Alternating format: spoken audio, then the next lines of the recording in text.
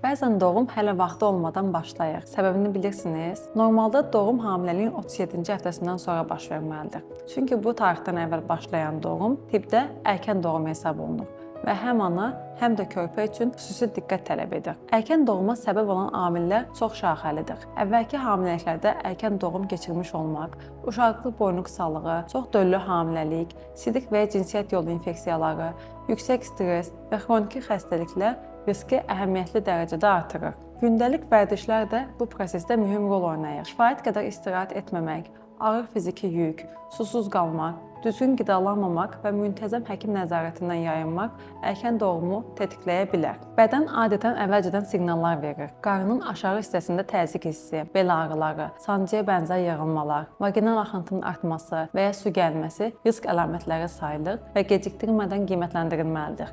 Erkən doğum riskini azaltmaq üçün isə hamiləlik izləmələrinin vaxtında aparılması, infeksiyaların müalicəsi, stressin azaldılması, sağlam həyat tərzi və həkim tövsiyələrinə əməl etmək əsasdır. Unutmayaq ki, erkən müdaxilə çox zaman erkən doğumun qarşısını ala bilər.